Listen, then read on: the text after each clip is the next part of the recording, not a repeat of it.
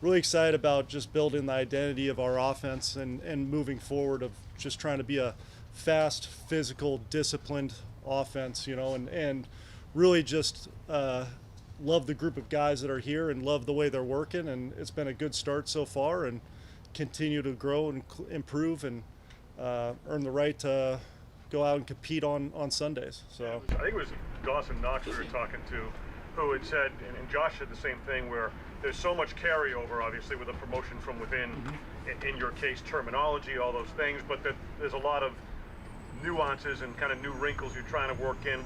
Talk to me about kind of overseeing that process and what you're trying to do in terms of continuity, plus adding things and how important these workouts are relative to that. No, and it's very important because when you go through OTAs and mini camps, your main goal is to be smart about it, and making sure that you're staying within the rules of how you're practicing and everything like that. And then out here, you're kind of taking that next step. So some of that technique stuff, when the speed ramps up and everything, you're learning that, and you're improving and you're growing.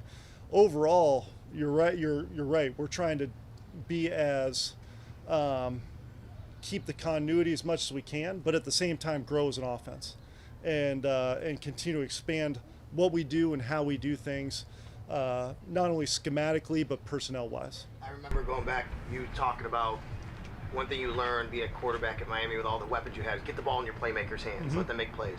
This team hasn't had the best numbers in yards after catch over the last several years. Is that a conscious effort on your part to be better in that area? We've talked about that really since day one of the players coming back, of the guys coming back, and that's going to be a constant focus for us. And I think that goes back to kind of how we want to play. We want to play fast with speed, and that's finishing runs, getting the ball in their hands and being explosive and making plays with the ball in their hands. We want to be physical, so that's finishing runs, lowering your pad level, splitting defenders, trying to get that extra yard or two. And then we want to be disciplined about how we do things with our assignments and being in the right spots and having great ball location to be able to allow those guys to do that. Is there a trade-off there, though, of Josh's strength and driving the ball downfield sometimes where you have to balance out how you... There's no question, but I think at the same time you could still maximize rack through, on all levels of attacking and defense, so that's through scheme and then that's also through execution. I know it's early. Is there any personnel-wise, all the guys on your offense and the weapons you have, any surprises? Again, I think it's early, and as you go in camp, you kind of want to have this trajectory, and you kind of want to continue to grow and expand roles, and you're really still trying to figure out guys and figuring out kind of the pieces and what they're going to do best and where they're going to fit. And right now we're installing and we're installing our offense. We're not scheming anything. We're just trying to install and put pressure on guys a little bit mentally by moving them around and doing some different things. As much as you're evaluating and critiquing, your players, reviewing practice tape and whatnot, are you carving out time to kind of self-critique a little bit, especially in those call-it segments of practice for you? I think you're always trying to do that, especially where I'm at in my career. I think that's very important, and I think that's why I love the staff that we have, because we've got a lot of veteran guys on staff. We've got a lot of guys who have been offensive coordinators, a lot of guys who have played in Super Bowls that I could pull from and ask questions to and say, what'd you think, what'd you see there? So I think that's a constant effort, and I've been really pleased kind of with how guys have answered in those call-up periods and move the ball periods. I think yesterday was a great example of, we're playing against a great defense every day, and it's not always going to be perfect. And that's good in training camp. You don't want one side of the ball dominating. You want a back and forth and great competition. I think that's important. It wasn't always perfect. Then we got into the call period. I think guys really answered the call, and we were able to move the ball and do some really good things. So I think that's all part of it, and I think it's great the way Sean has made a concerted effort to kind of include those into practice as much as he can. Obviously, you guys signed O.J. Howard, so I think logic would dictate that you are considering using some more two tight end this year than you guys had in the past. But what do you need to see from O.J.? I mean, if that's going to become a reality, I think you're pretty happy with what Dawson does. What do you need to see from O.J. Howard? Well, I think our right now kind of how we're handling everything is we're trying to maximize all of our personnel groupings. So we're not. Our goal is to not say, hey, we're relying on one guy or within the offense. We're trying to maximize everything that we do, and right now, again, we're trying to install an offense and not scheme anything up. We're trying to figure out what guys do best, and then that's where we're going to try to maximize them and use them as much as possible. Idea on OJ, what he might do best? Well, we're still working through it. It's early, it's day 4 of training camp, and we haven't been in pads yet. So I think there's still a long way to go, and we're not going to jump to conclusions on anything. I love OJ. I'm glad he's here, and I think he's going to continue to grow in our offense. And the more comfortable he gets, the faster he's going to play, the more physical he's going to play. And I'm excited with the direction where he's going. Ken, we've seen a lot of movement on the offensive line early here in camp. How much of that is because some guys are banged up, and how much of that is because you're legitimately searching for the best 5? Yeah, I think there's a combination of both. So obviously when there's guys get nicked up, you're plugging guys in, and then that creates some of that natural competition as well. I think there's some spots you feel really good about, and I really feel good about all the guys we got up there, to be honest with you. I think the biggest thing is for us is trying to get those 5 guys together to create continuity as quickly as possible. What was your impressions of Gabe Davis when he got here, and what have you learned about him now that you're in this position? Yeah, I think year 1, obviously,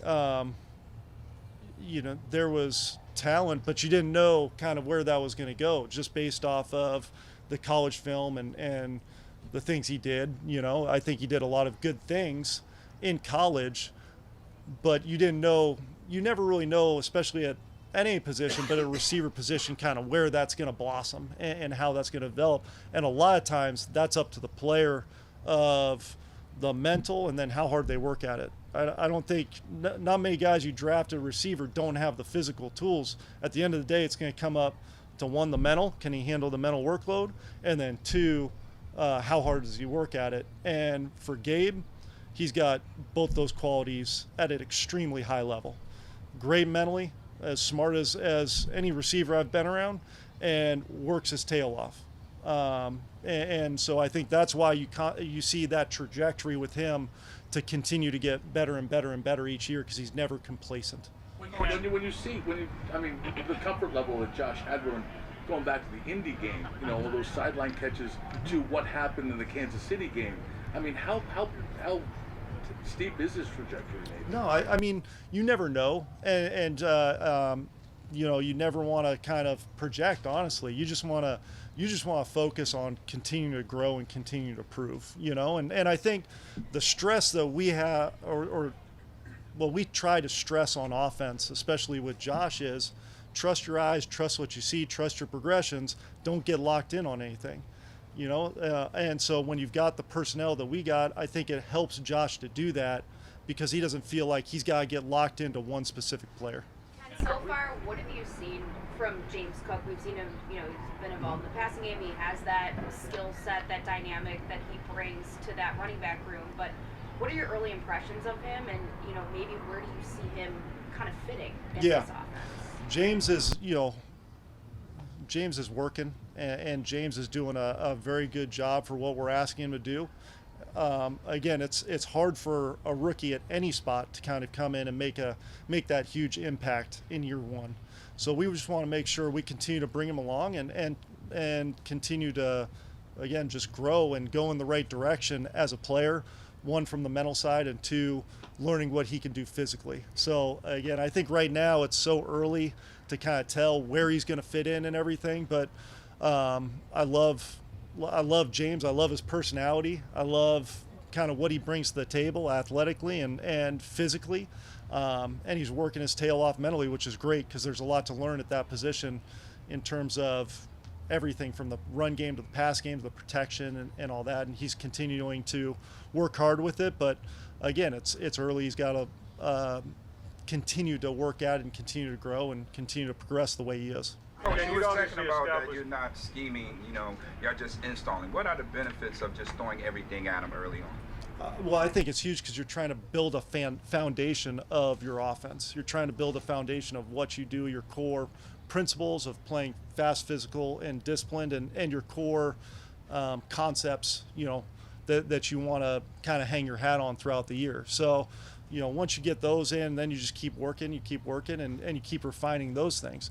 So you're going to put plays in that might not necessarily be great against the defenses you're playing, but big picture moving forward, you want to get those things in and you want to work them. So it's not always going to be perfect because of that, but then it's not always going to be perfect because you're playing a darn good defense on the other side of the ball. So it's that constant progression, and it's that it helps us because it helps push us to continue to compete and get better every single day. We heard Josh even the other day, and we've heard him say this before, but he's like, I'm getting used to having a new voice, in my ear, as opposed to, despite the relationship you'd built up in your previous role as quarterbacks coach. On your end of things, how has the dynamic in that relationship changed in your new role? What's your take on that as you work through this? I think it's been great, and a lot of that is a credit to Josh. Obviously, working with Daves has done a great job here over the years, and had a great relationship with Josh. And I think it helps me kind of being here and seeing that relationship and being part of that relationship to kind of continue that. But I think the most important thing is, I'm not going to try to be anybody I'm not, and I think he respects that. I'm going to be me, whether it's good, bad, or indifferent in comparison to what it's been here in the past. And I think he respects that. I think the communication is critical, and the constant back and forth of what'd you see, why'd you see it, here's what I'm thinking, so we're always on the same page. Well, you mentioned yesterday.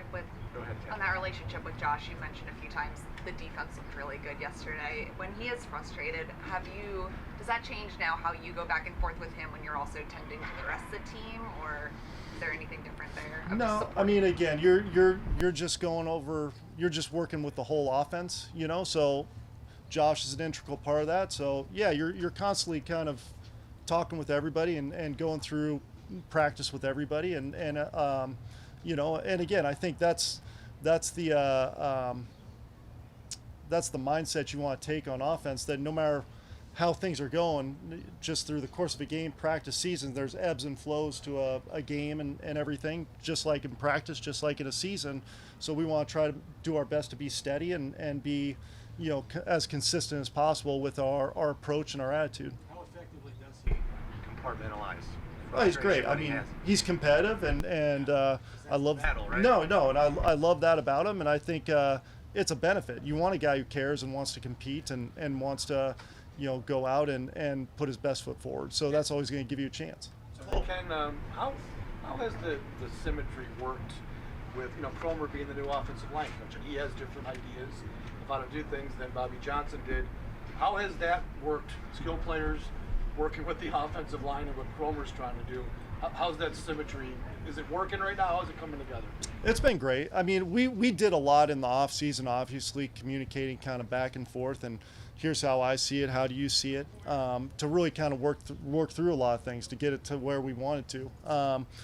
So again, the biggest thing was making sure to keep it as consistent for our guys as possible, to keep that continuity for them, and I think we've managed to do that. Cole Beasley was super productive for you, obviously, the last 3 years. He was pretty much a slot receiver. Do you envision maybe more diversity in the slot, without him? Yeah, I think again it's a little early to tell. Right now we're looking at some different things, but kind of as we continue to move on and grow and develop, it might be a primary guy, it might be some different guys, but obviously we're really excited about Isaiah and Jamison in the slot, doing those things, and we feel very comfortable with who we have and excited about kind of what they're bringing to the table. And then after Stefan and Gabe, how do you feel about your options at outside receiver after those two?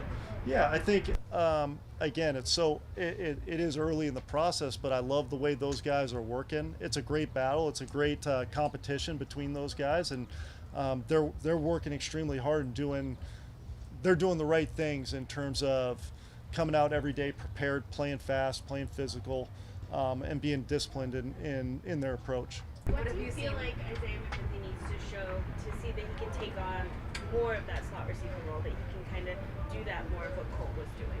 I think he just needs to continue to do what he's doing, to be honest with you. I think he's been doing a great job just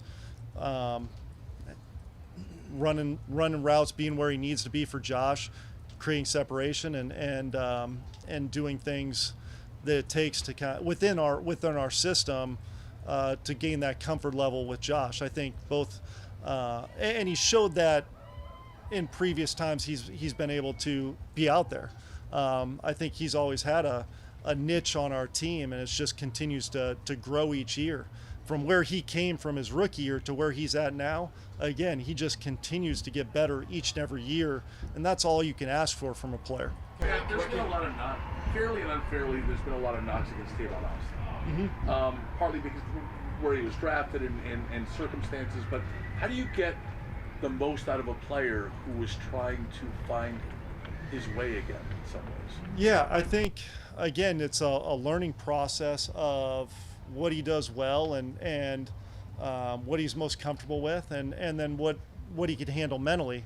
He came in so late in the process, he's still getting the feel for the offense, the nuances of it, and then just the overall scheme of it. So there's still a lot of progression there, but I mean, you talk about a guy with unbelievable leadership ability, unbelievable just passion for the game, tremendous in the room, but then also he's got a great physical skill set. So I'm excited for him to continue to get comfortable with the offense to see what he can do.